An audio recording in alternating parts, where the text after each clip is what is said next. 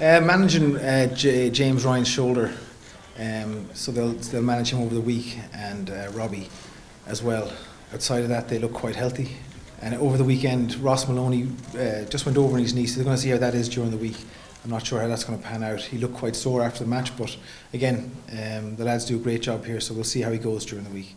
Both of them are just being managed a little bit, so it's a little bit of both.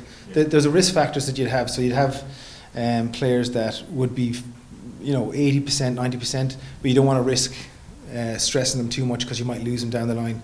So there's a little bit of both. They need a break, they need a rest to make sure that they're 100%. Obviously, we've got some big games coming up. Treviso, obviously away, is going to be a very difficult game. They've been playing very, very well over the last number of weeks or this season, and we're unlucky not to beat Ulster in Ulster. So, and obviously then after that we've got the Exeter back-to-back. So it's important we have a full deck of cards for Exeter. Treviso have gone so well. So you watch Treviso over this season. Defensively, their system, they're all buying into a slightly different system. They're not committing too many numbers to the ball on the ground. They've got a tackler plus one involved in everything, and they're very active, they're big, and then they're covering quite a bit of pitch. So their system straight away is a little bit different, and they've conceded less tries as a result. So they're hard to crack. They work incredibly hard for each other. They're a nice, tight, cohesive unit. So again, that makes things very difficult. And you think about Exeter, who are very, very good defensively, and they work very, very hard for each other. There's good spirit in the team. In attack then, Treviso are big men. Their attacking shape looks good.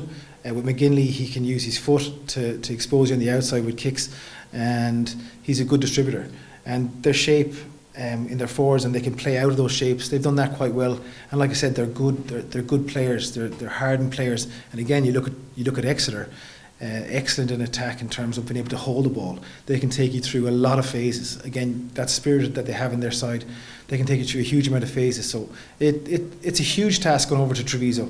They were very unlucky to lose to Ulster in Kingspan, and they've had some really good results. They should have beaten Toulon at home in the European window. So they're going to be a very difficult team to break down, and I think that's where it's important that us as a team understand that, and mentally are in the right space, so that we know that we're going to have longer scrums, we're going to have more phases to go through, we're going to have to work that bit harder to get off the ground in defence, and I think it's going to be similar when we play Exeter. There's going to be similar things that we need to do, and mentally we need to be right in the fight,